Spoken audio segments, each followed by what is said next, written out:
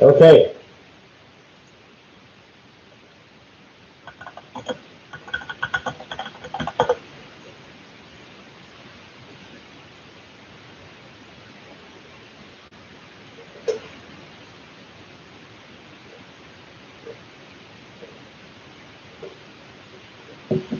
Okay. All right, we're back. Hopefully this time the internet won't crap out. It's not cool.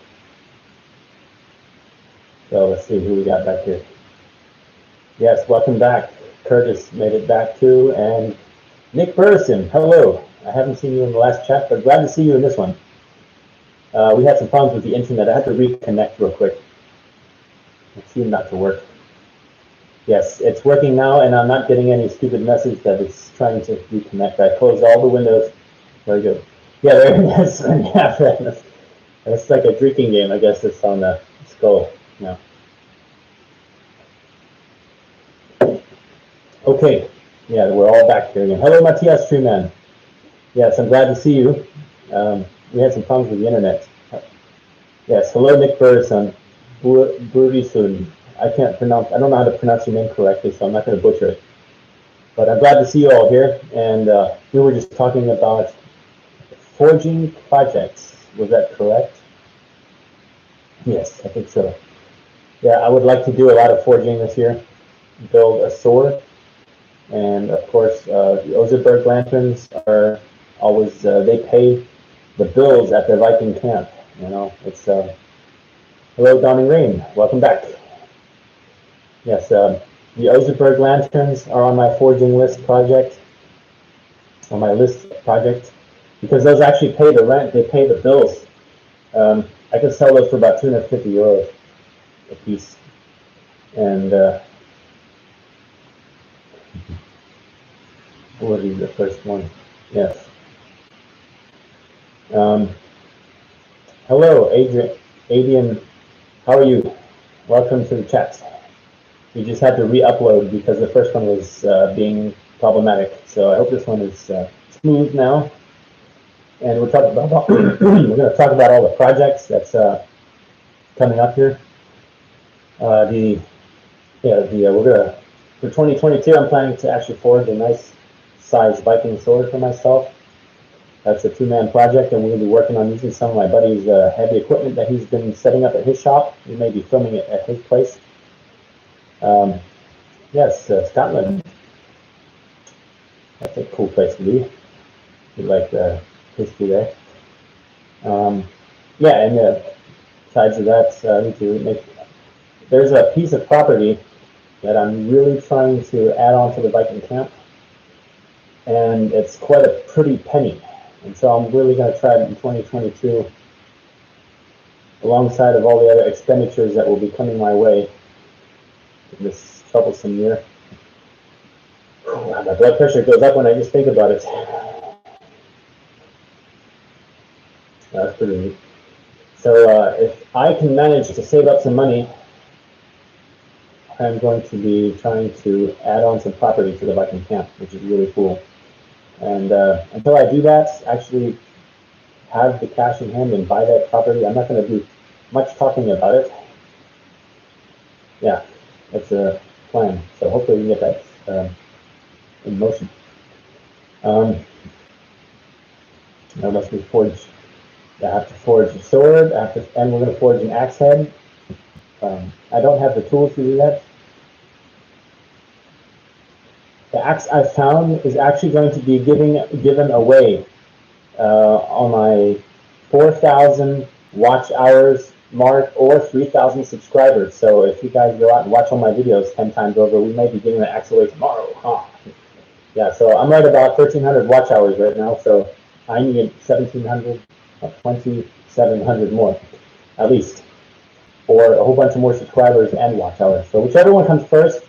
Now we'll be randomly giving away that axe to a subscriber. So that's going to be pretty cool. I'm pretty excited about that. It's my first real giveaway, and I really put a lot of work into that axe. I may make a leather sheath for it. I'll have to see if I can have time for that. A sword, yes. That's it. It sounds cool, but I used to make knives, and I know all about how to make swords. Um, it's yeah, it takes careful planning. You just can't go, let's forge a knife today, okay, and fire up the forge and make a knife. Takes careful planning. You have a large piece of metal, and anywhere in that metal, if you fail to pay attention to the temperature or do something to that metal that could cause failure, then you ruin the whole piece and start over or actually throw that one away. But yes, a sword would be really cool. So we're going to start with leaf string probably and see if we can make a Viking sword out of it. It'll be a real sharp, live Viking sword. And also, I would really like to have a decent sax. I don't have a real good sax knife. I have this little Pogli one that's it's not very nice. And at the sheath, you put it on your belt, and it kind of hangs down. So as you walk, it falls out. Yeah, you really have to make your own stuff if you want things to be just the way you want them. You have to make them yourself. Oh, yeah, that's my favorite. That's actually my outfits, my Viking outfits. I have quite a few. I haven't worn the what do you call it? The hamster coat in a while, but I'm going to be bringing that out in the summertime again. It's one of my favorites. Yeah, let's see what we got here. Let's read the comments. Yeah, blades are hard. You have to pay attention. There's some science you need to know. And I'm wearing my Thor's hammer today as a gift. I try to always wear this on Torsdag Livestream. Yes. No, it won't give you good firewood, that's for sure. And you can't use it for anything but waiting around and, of course, sparring. And if it's a real sharp sword, you don't want to spar with it. You'd hurt somebody, possibly even yourself.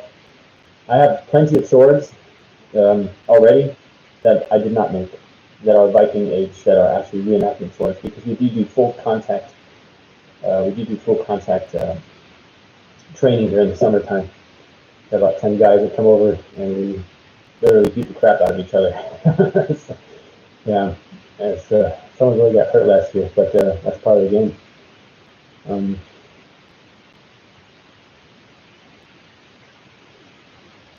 Yeah, well, you have to find someone to make something sometimes. Yeah, I have people make stuff for me from time to time, and I take a look and learn from that and build on my skills. I'm not the best woodworker, but I enjoy working on wood, and I have some basic skills now, and really has been helping me out a lot. Make stuff at camp, and especially the cook stuff. I'm just hypnotized by that. I just have to make them. It's just so much fun, and I'm missing out on something because the tools. It's every time. It's the hardest part for me is carving out the center. I need a tool that fits on the press or something. It just drills that cup hole out, and then I can just whittle the cup on the outside. That's the goal. And then I can make 5 or 6 of them, and yeah, give those away or sell them or whatever, or have spares. They always crack on me. I get them all done, and then the front of them crack. And I've tried different ways not to have them crack. I've tried seasoned wood, I've tried dry wood, fresh wood, and I wanted to, and made sure I've taken only certain sections of the log in certain ways, and they always all crack. I burn most of my cookies in the fireplace. But this particular one, it's got a fine hairline crack in the front of it, and I'm oiling it now, and I'm going to let it sit in the oil for probably a good week, and then I'll take it out and see what happens. The one I have that I used in my bushcraft bow building video, it leaked a little bit, but it works. It looks pretty cool, and it's worth keeping because it's the first one that actually turned out nice. Oh, thank you, Matthias. That's really nice. I do put a lot of effort into my videos and a lot of learning experience, and I try to listen to certain comments that I get and try to improve my content based on if there's something I can improve upon that will make my videos more interesting. Then I will experiment with that to see if it's actually plausible for me to change something or add something or take something away, do something different. And yeah, and watching your videos too. So I'm hoping to see another video from you as well. So yeah. By the way, do you still, Matthias Truman, do you still have my email address? Because I'd like to get in touch with you. Or Skype, yes, on Skype. Write me a Skype message after the stream. That'd be cool. Rick Wieringa makes some excellent swords here in Holland. Oh no, please don't. Oh, okay. It says up here, it's connection unstable again. So we're gonna have to hold on. Oh, it's Wes. Wes is on here. Hello. I use the chisel and the spoon knife to carve mine. Yeah, those are some real hard tools. I have a bunch of carving chisels as well, and I have hook knives. I use a hook knife. I use that a lot, and I have a long-handled hook knife, and I go on eBay and I buy all the tools that are available, and when I get them in, half of them go in the garbage can because I use them 3 times and they break. But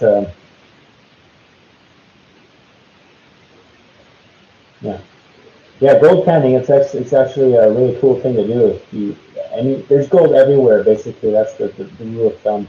And the size and the amount of it is the key. And if you have to learn some geography and go out there and experiment around, look at how to read the river. If you really like gold panning, there's a couple of really cool channels. There's AskJeffWilliams.com. He's a professional. He's got a huge gold mining channel. And then there's Bogus Prospecting in Australia. And then there's a bunch of ones in the USA as well. And I watch them they're on my favorites list, and I watch them all the time. So if we'll ever get that kind of gold here in Germany, well, I should say never. But yeah. Yeah, Wes, welcome. I'm glad to see you made it to my live stream. That's pretty cool. I wasn't expecting you. Gold Rush County in California. That'd be a cool place to go visit for gold panning, but I wouldn't want to stay there for too long. I don't think the weather is it's too hot there, isn't it? I don't know, and I think California is sinking in the ocean. At least reports on TV. And you get a section you drive around in the boat all the. I think it's illegal in a lot of places.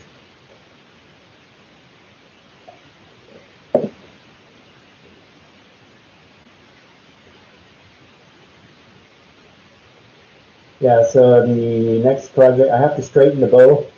The bow is still in the vise. I have to take it out of the vise because I was using the workbench for my kuksa. I have to actually, the bow is bent. So if you're behind the bow is bent to the side one way because I didn't pay attention when I was carving the bow. I started on the wrong side and I didn't see that in time. And now I have the back of the bow on the side. I can fix it. I just need to put it in the vise and ratchet it in the right direction with 2 blocks and heat it. I could use steam or I could use fire, but I'd rather just do the slow method. That way the wood won't take such a beating, and that might be a real nice bow. Yeah, my buddy Wes Ricketts is here. He just moved. He was here for 20 years now, and he just moved back to the USA now. I'm all by myself. Yeah, it's glad you tuned in. It's nothing but rain here. I'm sure you know the drill. And it's been really tough trying to do anything but get stuck in the mud, and yeah. My bees had really suffered a big loss this year. I'm down to 2 colonies. That's really bad. Are we still here? Everybody's quiet. Nobody's writing messages. I think we have a problem.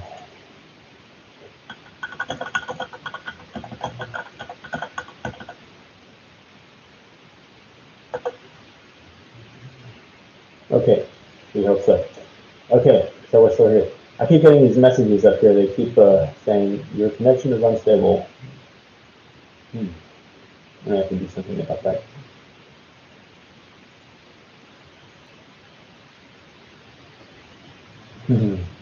Yeah, in the States you have a lot more possibilities than you do here in Germany to make that kind of stuff. Right now it's you can't even go to the hardware store, kind of.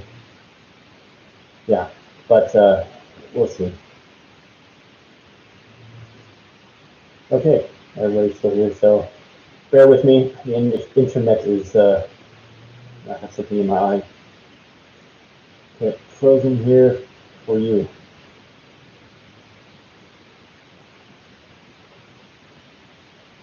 Okay, well here it's, I don't know, some people say it works.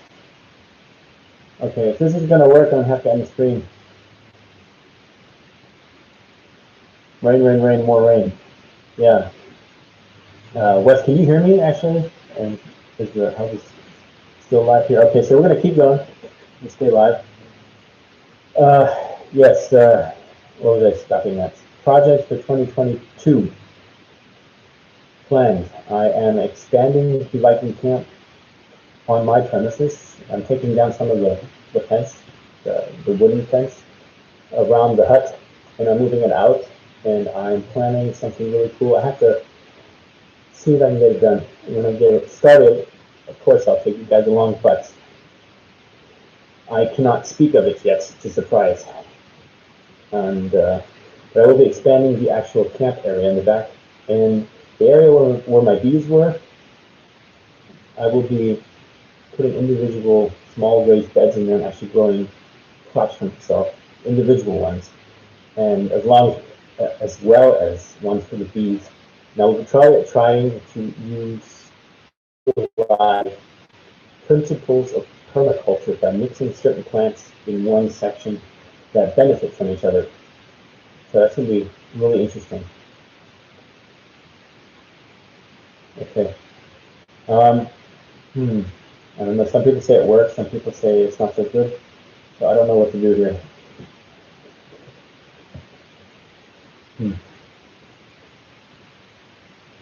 Scrap metal places. Yes.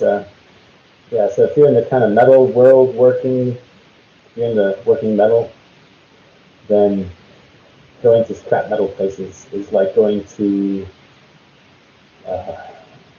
I don't know. It's like heaven of Valhalla for metal guys. You just go in there and find a bunch of junk that people throw away. Sometimes they throw away new junk, which is, I mean, scraps from people throw away good metal. Hello, Brian. How are you?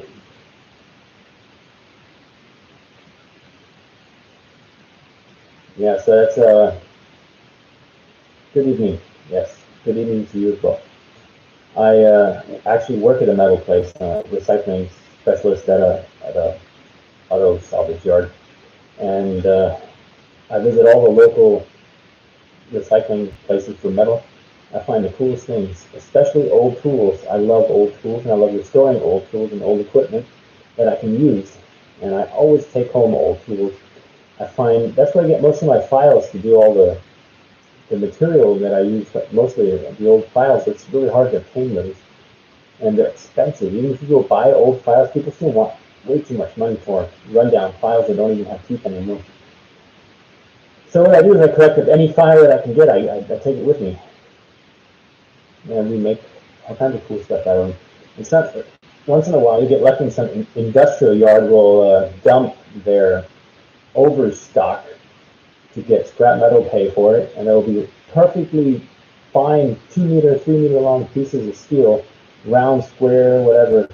I'll just go out there and I'll fill up what I need, and I'll take it with me. If I have the trailer with me, it's always a bad thing when I take the trailer to the dump, because I always come home with a full trailer of junk. It's worse than, I'm supposed to be taking my junk there to get cash, and then I come back with yeah, it's not how it's supposed to work. But sometimes you just can't say no when there's a brand new, something really cool. Yeah, I have that. This probably the same one that you just mentioned there. I go all over the place. I'll look to the local classifieds. I guess in the States you be on the Craigslist. Here we have what's called eBay classifieds. It's like people putting up ads. They have stuff for sale privately, and you can go around and find cool stuff. Sometimes people giveaways. Here's some scrap metal. Come get it. Drive out there. There's something nice in there. Oh, we have noise on here. What is that?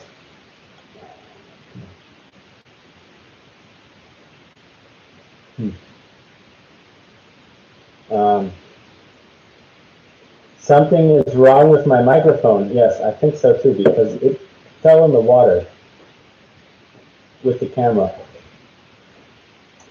And I ordered a new one, and they keep telling me they can't deliver it. So I'm trying to get one of those professional microphones that kind of hangs down here somewhere in your face, like vlog microphones. And that's really what I'm trying to get, and it's $300. And I wanted to order it, and they said, speak next to your microphone. Okay, so hold on. Let's try this. So, oops. Okay, that didn't work. I pulled it out of the computer. Let's scoot over here. So, how's the sound now? Is that better? Hoping I don't like speaking up too much because I'm yelling through the room here, and the dogs are staring at me like, why is he constantly? Yeah. Yeah, my camera and my microphone went diving in the water yesterday. Luckily, nothing major, but I think the microphone somehow took some damage. It does sound like I'm underwater a little bit, yes. Well, I'll buy a new one like this. I think I can get another Rode microphone for my, it's actually the one from my camera. I need one definitely for the camera there, because this one I think is kaput. I like that word, kaput. It's broken.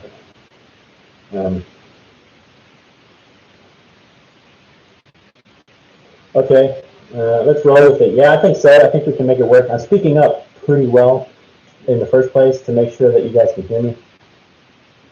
Wes, oh, okay. Well, get in touch with me when we get done with the stream. And there's some things I'd like you to send me, mistakes. I need some things that maybe you can go check your local scrapyards for. We don't get those certain things here on our metal junk. We'll have to see. Dogs are the best audience. That is absolutely true.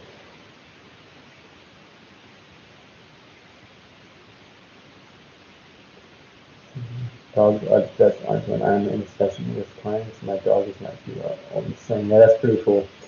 Yeah, they're sitting over there. One is snoring away over here, and the other one's got his head turned, and he's like, "What are you doing? Are you talking to me?" Because usually when I talk to the dogs, I raise my voice and I stare right at them, and they know I'm talking to them. And that's how I usually get their undivided attention. And yeah. So so this was a real tough year for me this year. I had to deal with a lot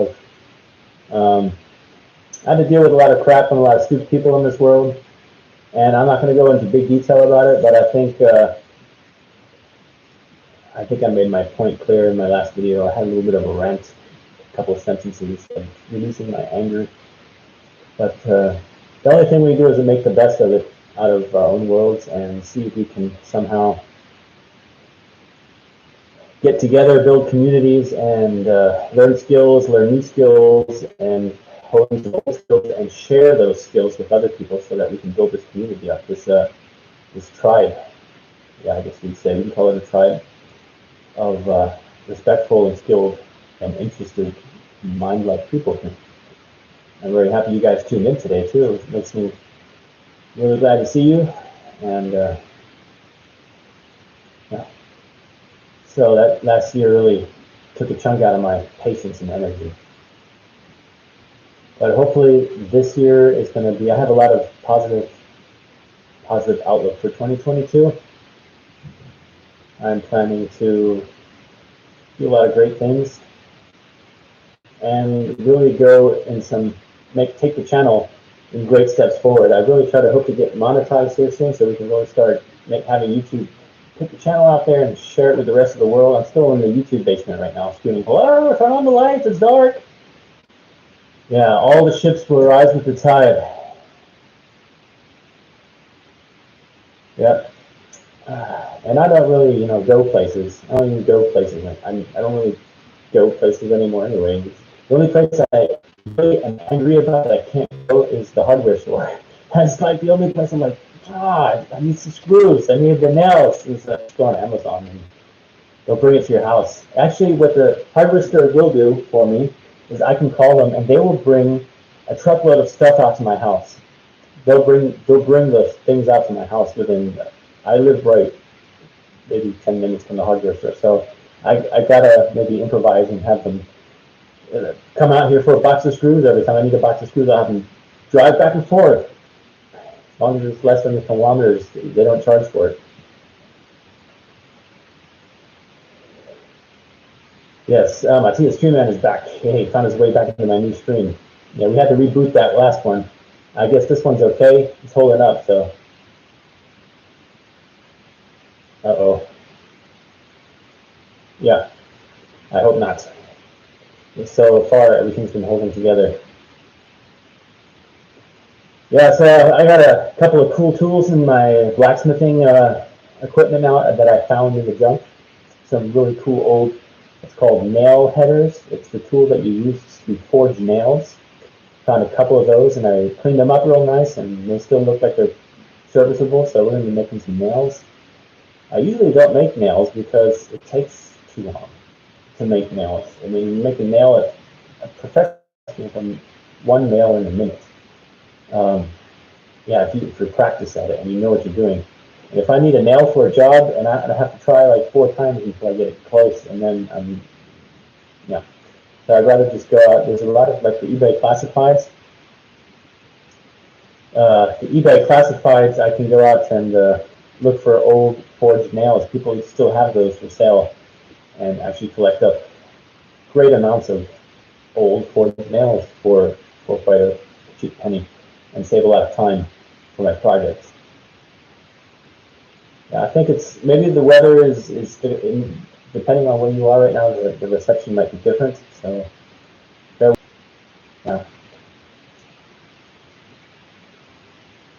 yeah, maybe your internet's a little bit. I don't know. Maybe the aliens are flying above your house at the moment and blocking your internet. I gotta do something with it tomorrow. Oh, I combed it earlier. Maybe that's what. I'm thinking of braiding my beard with like beads and stuff, and I don't know, look like Captain Hook or that guy from Jack Sparrow. Yeah, that'd be. I don't know.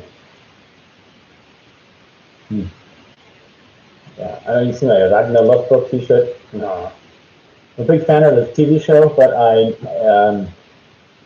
I'm absolutely sure that everybody knows that it's not historically correct, but I do like the entertainment part of it. It kind of lights me up a little bit, gets me really going, and a couple of my favorite characters in there.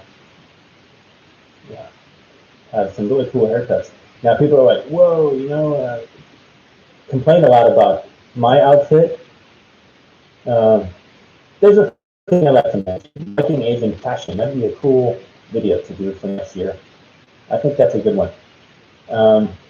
Yeah, a show went downhill after season 1. I watched them all because, like I said, I really would like to see the end, what happens in the end. But it's still great entertainment. But what I'm kind of pissed off about, honestly, is they made a new, what's it called, Vikings Valhalla. They made a new series with 100 years after. They put all kinds of weird. I didn't like it, and I don't think I'm gonna watch it because they don't. I'm trying to be careful not to trigger this YouTube thing here. I'm not too happy with the characters that they put in it. Yeah, so that's what I'll just keep it at that, to play the storyline that they chose. It's too much of a modern agenda hidden in the message, hidden in that, behind the scenes of the cast. So I don't like that. Season 4 and it got too weird. Yeah, I agree. But unfortunately, I would like to see, really would like to see a new series that's straight up. You can never base something 100% historically correct because we don't have all the information. That's straightforward. You have to put you have to spice it up a little bit for the modern mind to be entertained. But something more in the line of, if you've ever watched the comedy show, oh, a new film's coming out. I'd have to keep an eye out for that. But if you ever watched the comedy parody, it's kind of a satire or parody comedy version of the Vikings. It's the Northmen on Netflix. If you look at it, the outfits, at least they put a little bit more effort into that there. That's what I think. If they were to have something like that with a serious touch, it'd be very interesting. There's also something really cool on Netflix I watch quite often. It's a documentary series of the Ripa Viking village in Denmark, and they show the story of a carpenter that is from head. I like to watch that quite often because it's really good. Ripa documentary, Viking city, like that, something like that. You just check it out. It's on YouTube somewhere, and there's several episodes of it. And if you start at the first one, make sure you start the first one, or you'd be spoiler out the rest of the series. It's like 10 episodes, I think, and it's pretty cool. Yeah, the female actor will play King, who was a man, and yeah, so we'll just leave that alone because it just ruins the whole thing with the idea. They have a couple other things that they thrown in there just to make it clear that they're putting their modern agenda in this new series. They're not going to make it historically correct. They're going to really go along with what's going on in the world today, which I think is kind of yes, but stalled with energy drink. I don't know if that's politically correct, even, but okay.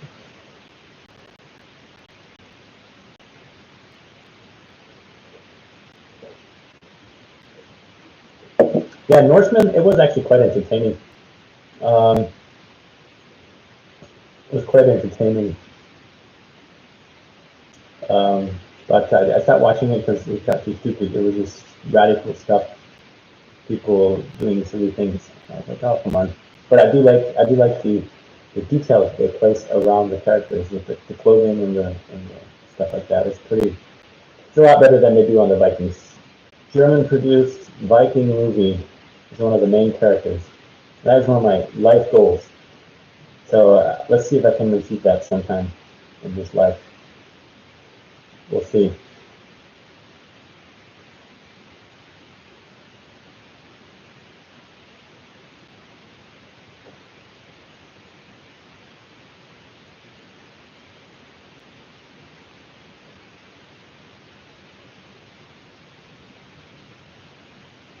Yeah, I'm reading this messages real quick to make sure I don't miss anybody's comments.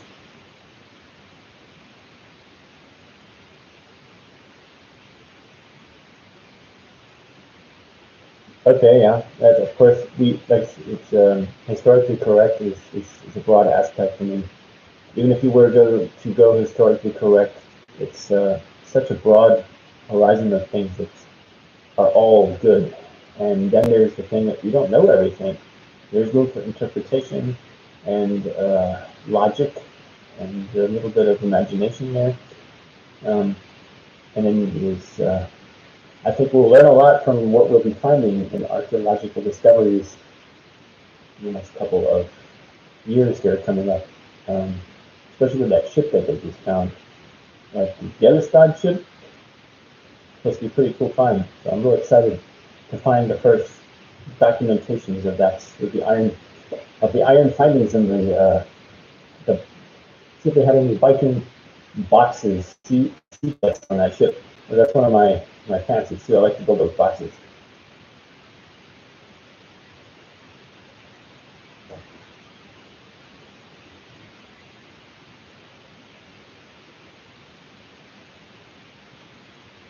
Hmm. Hmm. Yeah. Yeah, I made quite a few of those boxes last year. A lot of them went away to people. I have 2 or 3 of them up here in the house, filled with stuff. I have one over there by the fireplace. It carries my kindling for the fireplace. And I have a whole bunch of them up at Viking Camp all locked up in the cabin right now, with different things in them.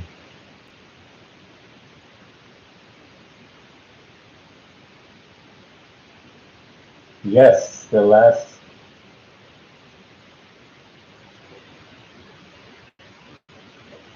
Kingdom. I really enjoyed that show, and I love to rewatch it from time to time with my friend. And I'm waiting on season 5 because the books actually were really cool, and that was a cool show, and I really loved that one. It was. And I'm waiting on the ending. That's correct. The box I sent Bjorn was a small box. It was only about yay high and some small like this. That was an actual treasure chest. But yes, anything along the design of such things, kind of based off Hedeby finds. I'm really inspired by the findings in Hedeby, because those are actually Viking sites in Germany, which kind of makes me really excited. And I like to go up there and take a look at those things. I got to take a visit to the museum for the first time this last year. And it was really exciting to go up there and actually see all the iron findings. I took pictures of everything that I could possibly take pictures of. And they say that there's a large amount of things that they still have hidden in the warehouse that they haven't restored yet because they don't have time. And most of the really cool findings, like I wanted to see some of the knives, because I was actually going up there with one really particularly interesting find that I would like to observe. It was the knives that they found. There's one full book of just the Hedeby knives, and it's I was just making 2 or 3 knives, and I wanted to take a look at the style of the handle and the style of the blade, so I could accurately match that in some manner. And so that's I got to see a lot of really cool things, and I tried to film some of those things on the camera so you can see that as well. They said that there's still like a dozen ships or something. I talked to the guy in the museum, still sunk in the harbor, which is really cool. And they just don't have no way to dig them up. I mean, they don't know what to do. They're digging up sites still on the dig them up. I mean, they don't know what to do. They're digging up sites still on the ground. Every day they're digging up new areas. Yeah, maybe you know what? I could probably do that. I could probably make a video with like a little bit of dialogue, maybe walking through the museum with overtone with my voice is speaking into the microphone while you guys see what I'm showing you on the video. I might be able to do that. I'll just have to sit down and look through my folder and see if I have enough material to actually make a nice video out of that. And remake a nice video out of it, put it that way. That'd be pretty cool. What I really would like to do is go up there again and spend a lot more time than just a day. We drove up there, went in the museum, and we drove straight back home. It was tough. So that was, yeah. So I think we stayed up there for 3 days, but we slept in the van for 2 days, and we had Prince with us, so Prince was whining the whole night, and he wanted to, I don't know, it was 2 people and a dog in the back of the car trying to sleep at one time, and it was hot, and then we had mosquitoes. I remember it pretty well. That was a lot of fun. And what amazed me the most is after we went to the museum, I promised Vanessa I'd take her to the ocean a while back, and we kind of utilized that trip to kind of cash in that promise, and so we went to the ocean. We went up there, and I was just speechless. I walk up on that beach, and it's covered in flint. I'm not joking. There was the sand, and there were soccer ball sized flint boulders just randomly everywhere. I was like, holy cow, look at this. I was carrying these boulders to my car. That was so funny. And I had my backpack so full of these flint. It was like, oh, walking to the car. Yeah, and they had some security guys walking around. They're like, what's in your backpack? I was like, rocks. And they're like, okay. Yeah, I brought back a lot of flint, so I have a good supply now for a while. But I think if I go back up there, I'm going to definitely bring back loads more, because flint, if I were to order it online here, it would cost me a fortune. And I actually did that a couple years ago. I ordered a box of flint, and it was very expensive. So I will not do that anymore. We'll just go up to the North Sea, make a nice vacation out of it, and then come back with lots of flint.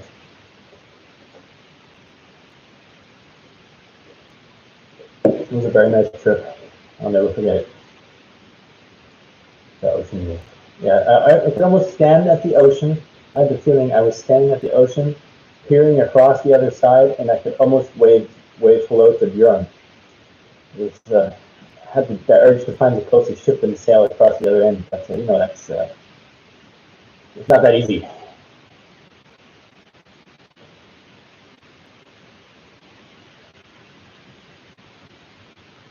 Yeah, in America, it's hard to see the real thing up close. That is definitely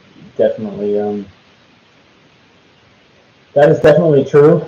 If you can't get out there and actually go to a museum where those things are displayed, so that's unfortunate. However, as much as you can, you should go and see some of those things that they have available on the internet or on actual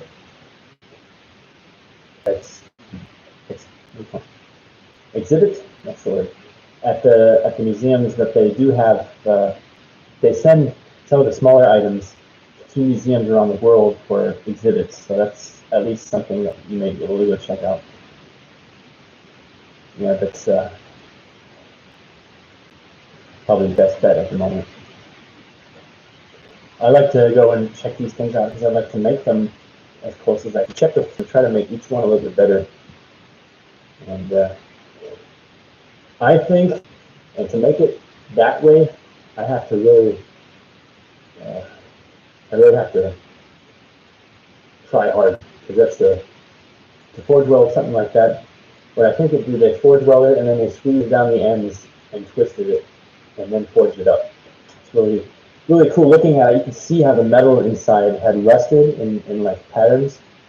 It's layers of different metals, and I think they welded on a hardened piece of steel. And on mine, I kind of cheat a little bit. I forged out the shape, and then I cut the slot in there, so it looks pretty cool. And I hardened it. It looks almost like the one at the museum. I have books about things, and I buy new books, and I buy the same book twice sometimes. Yeah, I don't have time to look through all my books, and I probably should make a book inventory.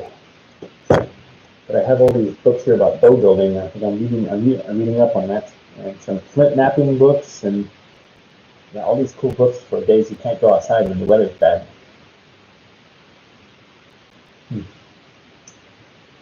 So,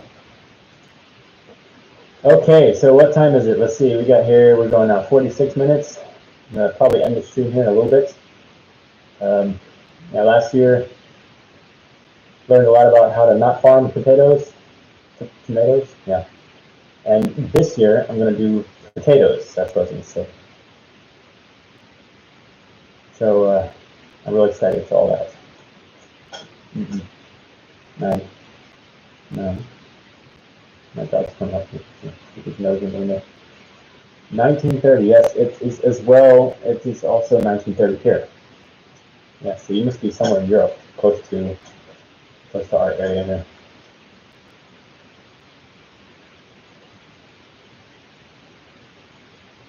Yeah, you have to start now. Probably, depending on the weather, I have to check the weather forecast. I have to be, sometimes. I have to be ready in December to sow some of my crops already. At the end of December, no, December's already, January, exactly. Because I found last year the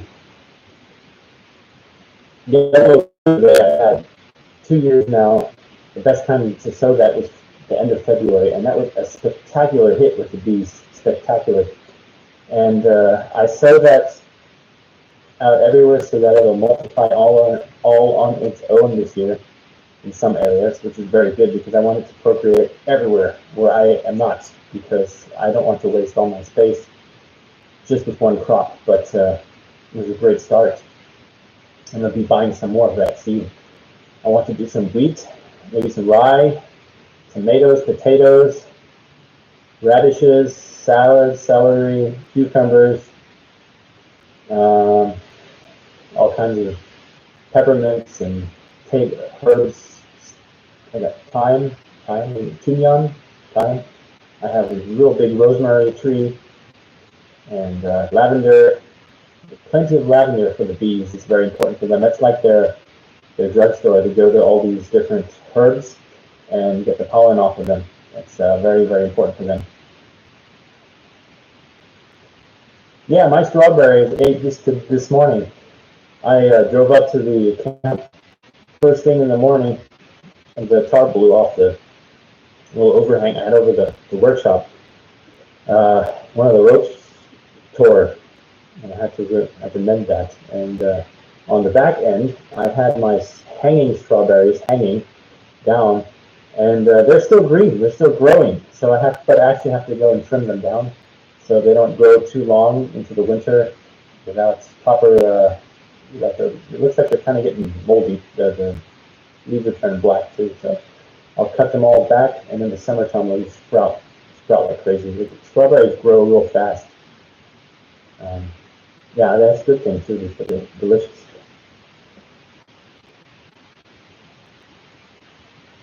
No, there's different species of strawberries. I have the Viking Camp.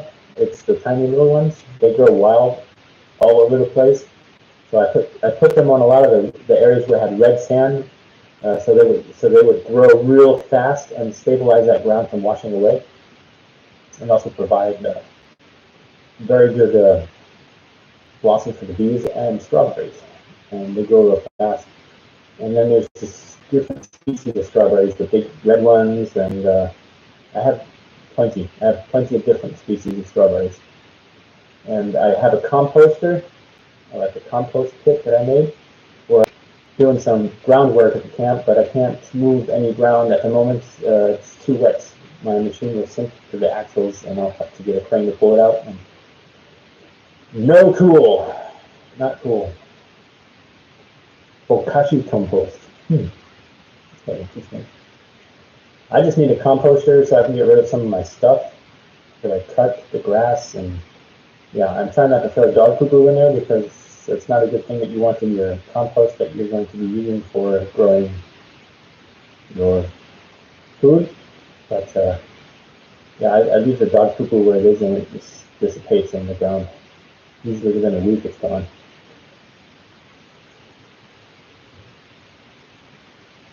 I do get lots of horse poop for free. I get truckloads of that if I need it. There's a guy right at the beginning of the town. He's got a horse. One of my dogs. He loves that horse. He likes to go up and run up and down, and try to play with the horse with one of his friends.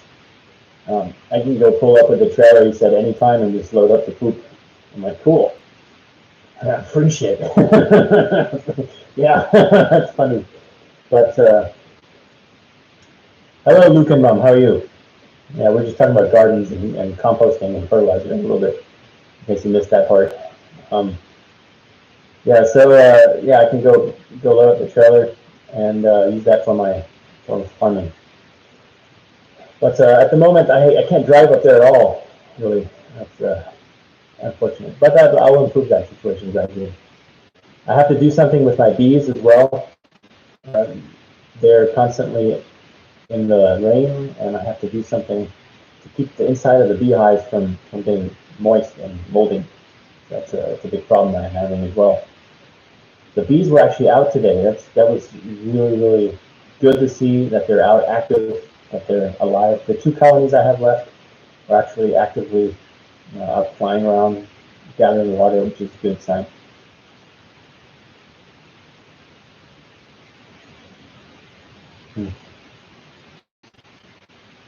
This year I have really excited to see if my giant willow tree that I transplanted from the construction site up into the Viking Camp, if it's going to survive, because they were going to plow it down, and I said, no, let me have the backhoe. So I dug it up and threw it on the back of my trailer and drove it home and stuck it straight in the ground.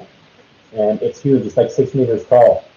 It was quite a task. As Vanessa and I, we struggled it together to get it off the trailer. We dug a real deep hole for the roots, and then we put some every day, regenerate.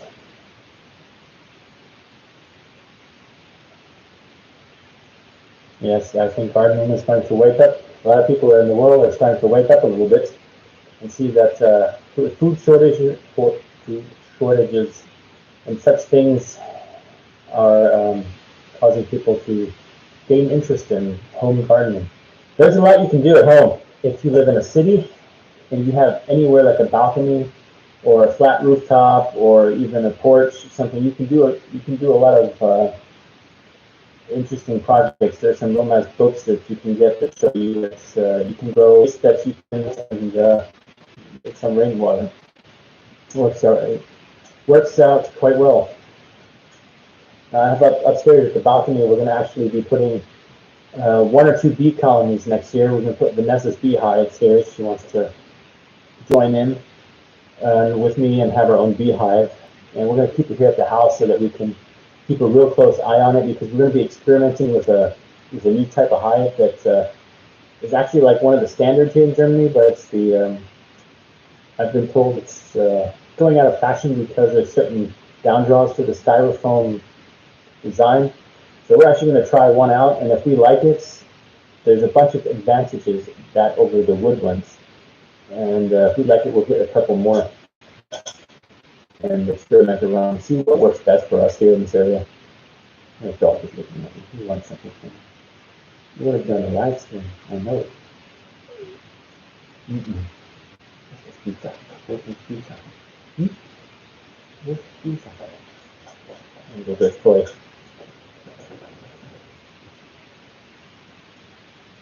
Oh, downstairs. Cool. Yeah.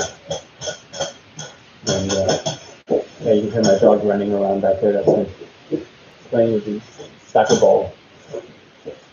Yes, gardening, that's a great thing, and hopefully this year, I have a 5-year plan. I want to be as self-sufficient as possible, and I'm going to be giving myself 5 years to try to make that point where I don't have to buy hardly any groceries. I'm not going to say I'm going to be 100% self-sufficient, but I'm still going to need to have some sort of meat protein, because I eat a lot of meat, and I'm not going to be able to hunt that down on my own here, because when push comes to shove and food gets scarce, hunting in the forest is not going to be an option. That is a misconception that everybody has that I talk to about. They say, we're just going to go out in the forest. You and everybody else. There will be no game, and people will be hunting people for the clothes that they're wearing, for whatever hunting tool that they have in their hands. You know, that's going to be like. They're going to be setting snares and deadly traps that you will not be aware of, that you would most likely run into yourself. And that's the reality of the things. So it's something to think about. You know, it's something to think about. Sure. Chickens. Yeah. Chickens is something I'm actually looking into. And bunny rabbits. I need some rabbits, because we just ate a bunny rabbit. It was very delicious, and I ate for 2 days off that bunny rabbit. It was a good meal. Vanessa really cooked it pretty good. I hunted it in the supermarket on aisle 4. It was the last one. So it was a tough situation. Yeah, so I had to get that, and she made a real good meal out of it for enough for 2 days for 2 people, and that was really cool. So I figured that'd be something I could eat, and yeah, rabbits don't take up a lot of space, and they're real easy to feed. My grandfather, here's a tip for you guys that have rabbits. That's old timers tip.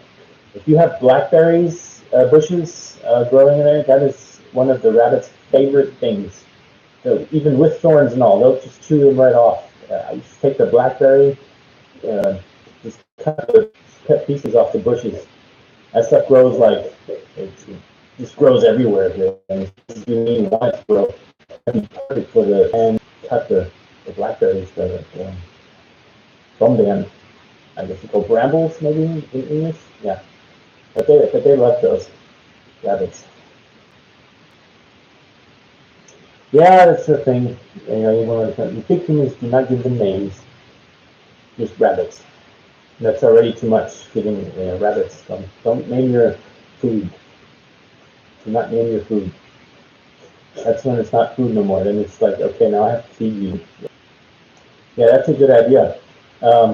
That's sort of what I tried to do at the Viking Camp at the high ground around the Viking Camp. I've been constructing a synthetic hedge out of branches, and we call that a Bentjeshecke here in Germany. And over a couple of years, it'll actually start to grow a real wild, like a real natural barrier. And I'm working on it. It's a work in progress. You always have to restock it with new branches and new pieces of wood because everything compresses and compels multiple trailers. So when they cut the roads clean, I can get all of that material for free and hold that up there and restock my fence. Yeah, so we're going on here about an hour now, so that's about time for me to call it quits. I gotta feed the dogs. They're over here playing with their toys, making a lot of noise too. I really enjoyed all you guys tuning in today. It was a great chat. This will be the last live stream for 2021, and glad to have you guys all along for the ride. If you'd like to support the channel, thank you everybody. Thank you, Curtis, and see you next year. Yeah, so like always, I'm going to end the stream now, so stay safe and see you soon.